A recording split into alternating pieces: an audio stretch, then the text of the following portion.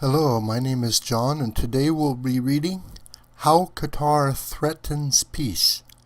Providing a safe haven for terrorists deserves condemnation from its neighbors. By Khalifa A. Alfadhel, Washington Times, June 21st, 2017. Khalifa Alfadhel is a Bahraini lawyer and human rights defender. He is a board member in the Bahrain Institute for Political Development and the Bahrain Center for Strategic International and Energy Studies. Qatar, a small oil and gas-rich nation in the Arabian Peninsula, has been boycotted by its neighbors, Saudi Arabia, the United Arab Emirates, Bahrain, and Egypt.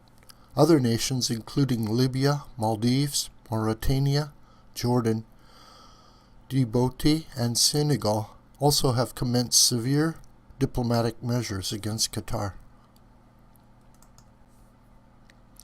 This legion of governments accuses Qatar of sponsoring terrorism directly and through support for key international terror groups including Al-Qaeda, ISIS, the Muslim Brotherhood, Hamas, Islamist militias in Libya, and Shiite groups in Bahrain and Iraq.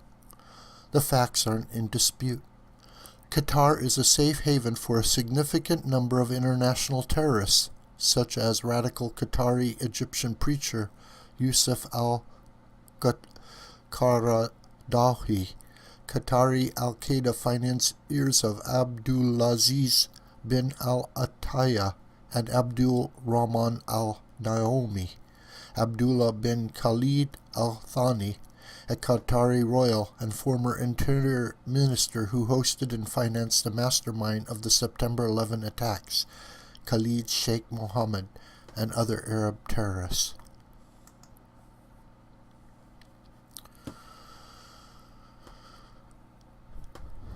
Qatar's role in the Arab Spring several years ago was aimed at destabilizing sovereign governments in the region while bolstering terror groups that threaten them.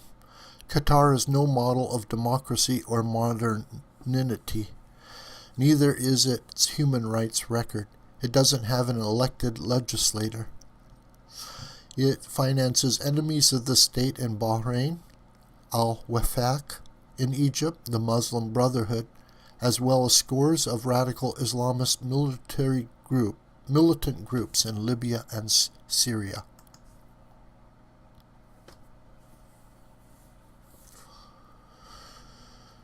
Qatar is also infamous for its backing of Hamas, which has been declared by many Western nations as an enemy of international peace in the region. Supporting terror groups is one thing, but helping them to attain power in a fragile region, such as the case of the Muslim Brotherhood and Hamas, is a different and dangerous matter. Thousands have died in the region because of the rise of intolerant political Islam, and tens of thousands of refugees have fled to Europe due to the power vacuum in Libya that was caused by the rise of Qatar-backed extremists there.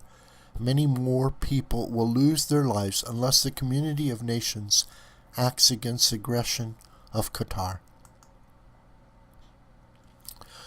After the horrific attacks of September 11, 2001, the whole world, including Muslim nations, were in shock and were determined to fight back against the evil forces behind them. The United Nations Security Council acted like a world legislator, unanimously adopting Resolution 1373, which obligated nations to push back against the forces that threatened world peace and security. The resolution affirmed that all states should renounce funders of terrorist acts, deny safe havens for terrorist groups, and prevent them from using their territories as staging grounds to hurt innocent people. Qatar is subject to this mandate along with every other nation, and it should be held accountable for violating the resolution's strictures. The Security Council is well within its rights to sanction Qatar for being what amounts to a direct threat to international peace and security.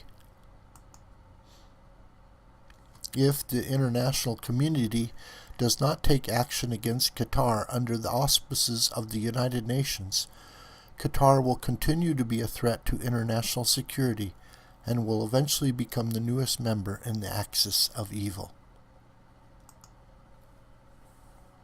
The United States should continue to support diplomatic and other penalties against Qatar. It should also encourage the United Nations to do whatever it can to prod Qatar to rejoin the family of nations. This video is a production of the School of the White Crane. My name is John Brooker, and you can reach me through commentary on this video or through my Gmail listed here. Please share this video with family and friends and on social media. May God richly bless you.